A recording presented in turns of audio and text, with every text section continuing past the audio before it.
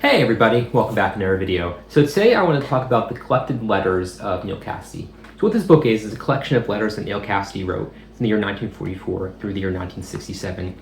And in between every so many letters gives a little bit of background and biography about what was going on in his life at the time. Just kind of reflects on what you're reading about through his letters. So to set the tone starting off here, after reading 400 plus pages of Neal Cassady's letters, you definitely see that Neal Cassady redefine the letter in America like nobody had ever done before him or really since him. So in the same way that Mark Twain is probably the greatest American novelist and Walt Whitman is probably the greatest American poet, Neal Cassady is the greatest American letter writer.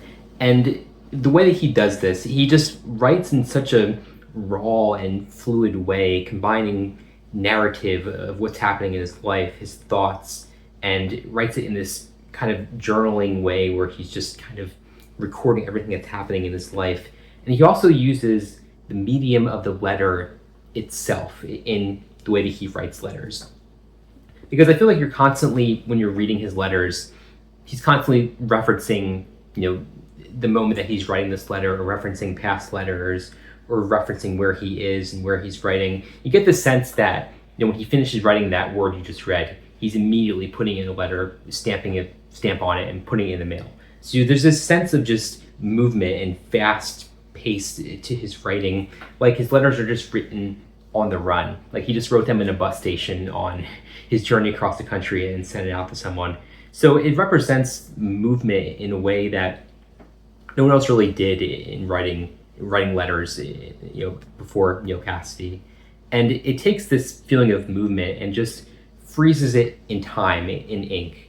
And that's what I think his letters really represent. But getting into the letters in this book itself, it starts off with the letters that he sent to Justin Brierley. Justin Brierley was an educator in Denver who was kind of a mentor to Neal Cassady. And as Neal Cassady was in and out of reform school, he sent letters to Justin. And Justin, I think, kind of promised Neal that he would help him get into Columbia University. So Neal was really trying to impress Justin Brierley, and you definitely see this intellectual side of Neal coming through, where he just talks about all these different intellectual topics. He just sounds like a very intelligent person. He definitely read a lot. He knew a lot of things. And at the same time he talks about intellectual things, he really perfects this spontaneous prose writing style. Because Jack Kerouac, who was influenced by Neal Cassady, had this spontaneous prose writing style. That's the way that he combined this feeling of jazz, this free-flowing musical way of writing. He just kind of took his pure thoughts and put it to like the rhythm of a jazz solo.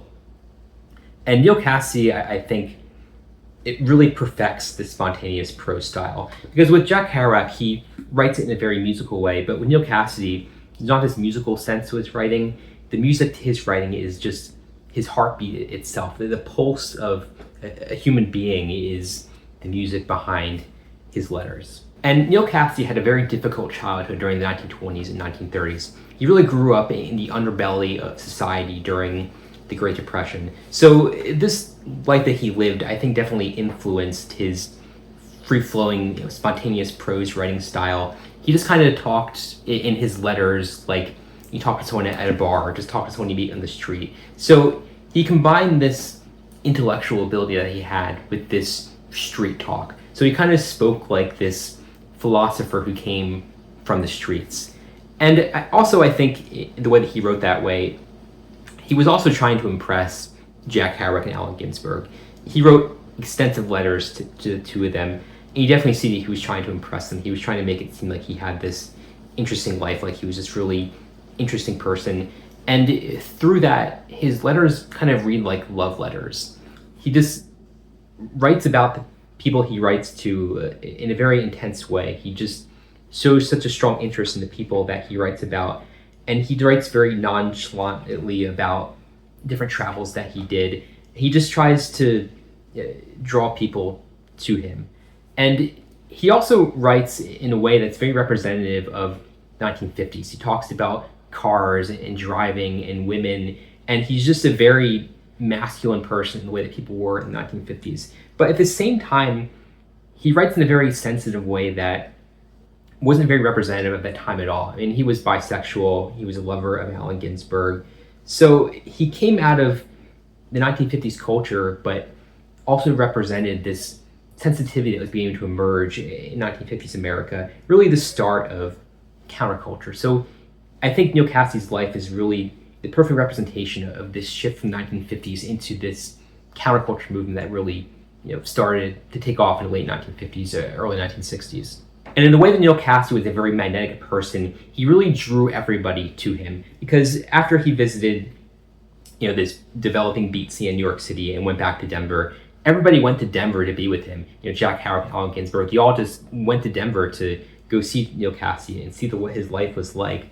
So he really possessed people. People just wanted to be with him and know as much as they could about him and just really understand him. And in Jack Kerouac's novel, On the Road, the character Dean Moriarty, who's based off of Neal Cassady, is constantly pestering Jack Kerouac's character to teach him how to write. He wants to be a great writer like Jack Kerouac. And you definitely see in Neal Cassady's letters that it was really the other way around. In this process of Jack Kerouac teaching Neal Cassady how to write, it's really Neal Cassady who's teaching Jack Kerouac how to write. Because in Neal Cassady's famous letter to Jack Kerouac, known as the Jonah Anderson letter, this is the letter that Jack Kerouac used to find the style, find the voice of the novel On the Road. So Jack Kerouac was trying to take this writing style of Neal Cassady and turn that into his writing style. And I don't even think that the Jonah Anderson letter is really the best representation of Neal Cassady's writing style. There's definitely earlier letters to Jack Kerouac that represent this style in a much more significant way. But I think what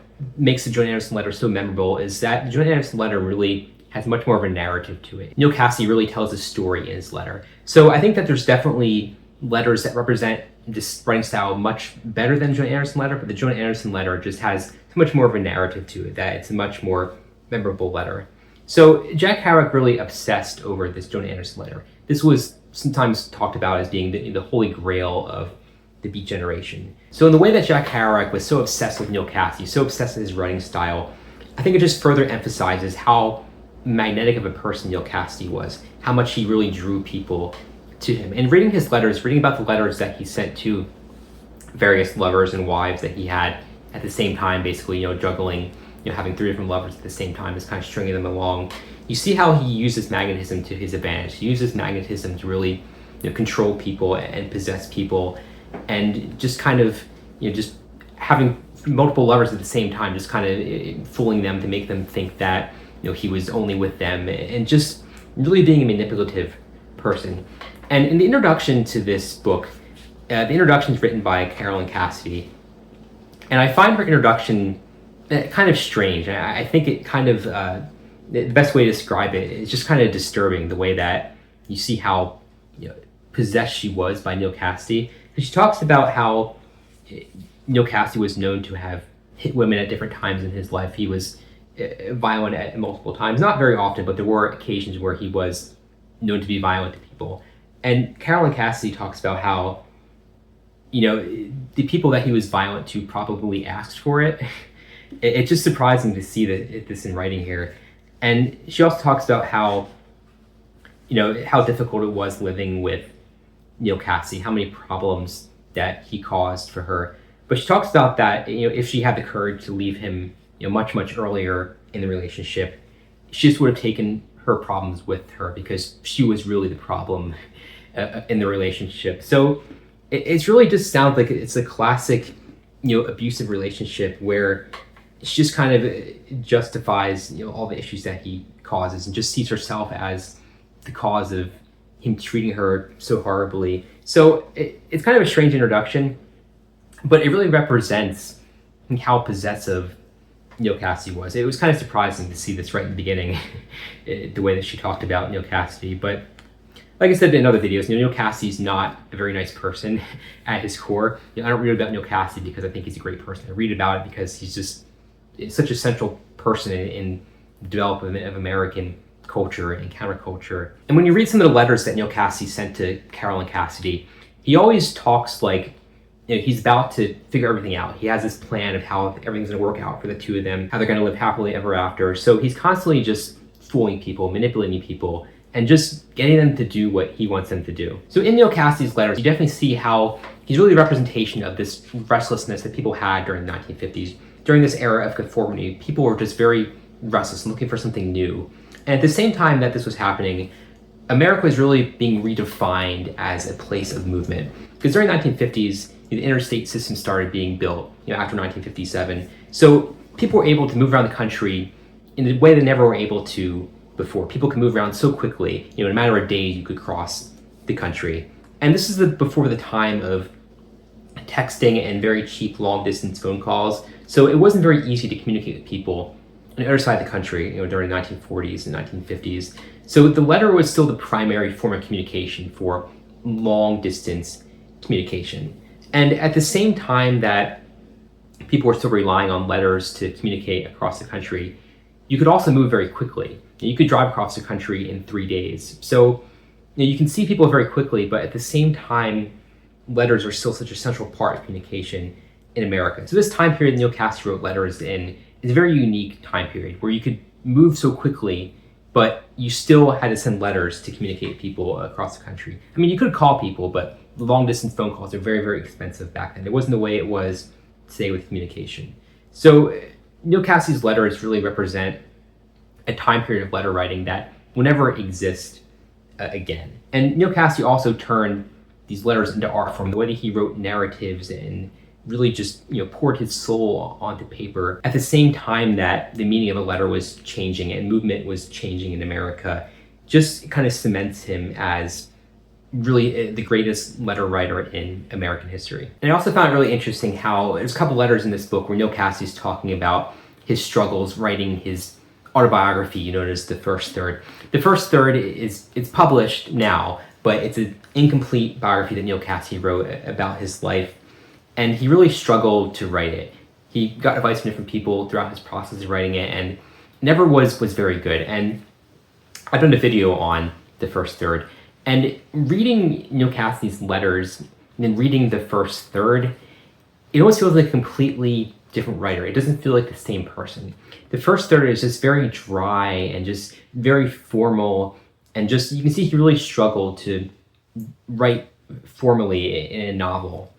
And the way that he writes letters, they have this just raw energy that's missing from The First Third. It was very interesting. You definitely see how he put a lot of pressure on himself to try to write a novel. He just couldn't do it because letters are what he does. Letter writing is his form of writing.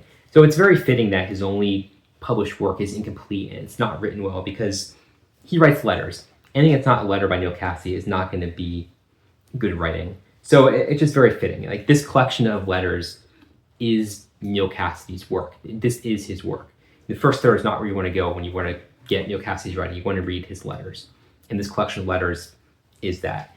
And as the book goes on, you definitely see that his letters start to trail off. They get much more rambling, and he definitely perfects this spontaneous writing style, but it just gets so rambling and just inconsistent, and it's just not the same at the end.